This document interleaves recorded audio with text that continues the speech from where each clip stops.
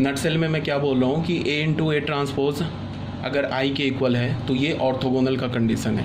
But इसमें हमें ध्यान में रखना होगा कि जो ए मैट्रिक्स है वो एक नॉन सिंगुलर मैट्रिक्स होना चाहिए, बिकॉज ऑर्थोगोनल मैट्रिक्स अगर ए इंटू ए ट्रांसपोज आई के इक्वल है तो वहाँ से ही प्रूफ हो गया कि हमारा एक नॉन सिंगुलर मैट्रिक्स है।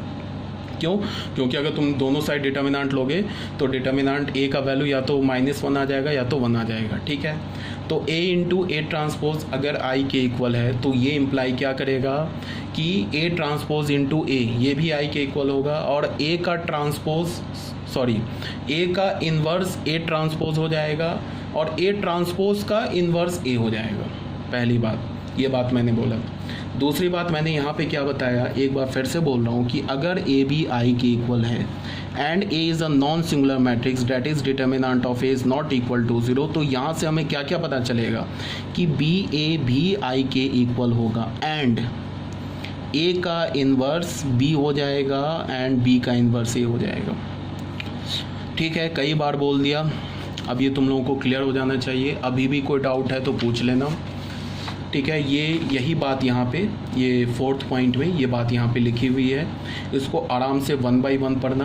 अगर तुम्हें नहीं समझ में आ रहा है तो वीडियो रिकॉर्डिंग है, दोबारा इसको फिर से रिवाइंड करके सुन लेना।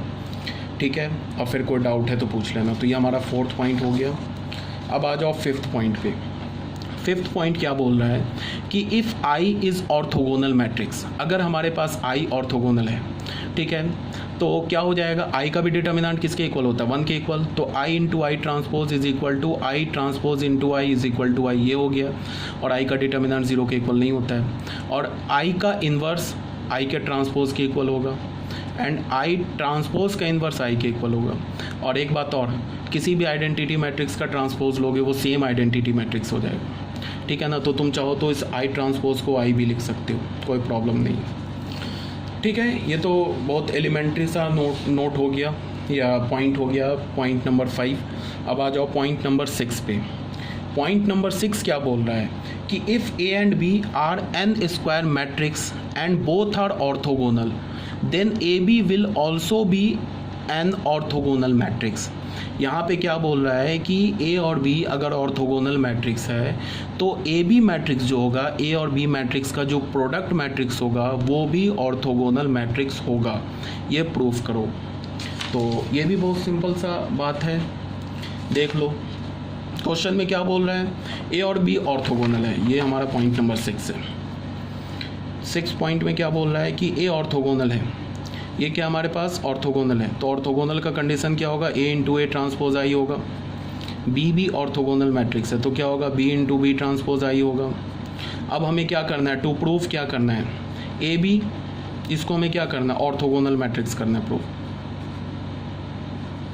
ऑर्थोगोनल मैट्रिक्स प्रूफ करने के लिए हमें क्या करना होगा, हमें ये दिखाना होगा कि A B into A B transpose is equal to A B into A B transpose is equal to I. ये हमें प्रूफ करना होगा। तो बस कोई दिक्कत नहीं है, A B into A B transpose हमने ले लिया, तो ये तो ए बी रह गया, इसमें ट्रांसपोज का जो रिवर्सल लॉ उसको लगा दिया, तो ये हो गया बी ट्रांसपोज ए ट्रांसपोज। इस दोनों को एक साथ रख लिया तो क्या हो गया, A into B transpose into A transpose. तो यहाँ से हमें क्या मिल रहा है, A B into A B transpose, ये ए हो गया, B into B transpose I के इक्वल हो जाएगा बिकॉज बी इज ऑर्थोगोनल, तो ये आई हो जाएगा इंटू ए इनवर्स हो जाएगा, ये सॉरी ए ट्रांसपोज हो जाएगा। अब ये आई का तो कोई काम नहीं, हटा दिया, ए इंटू ए ट्रांसपोज, ये अगेन आई के इक्वल है बिकॉज ए इज ऑर्थोगोनल।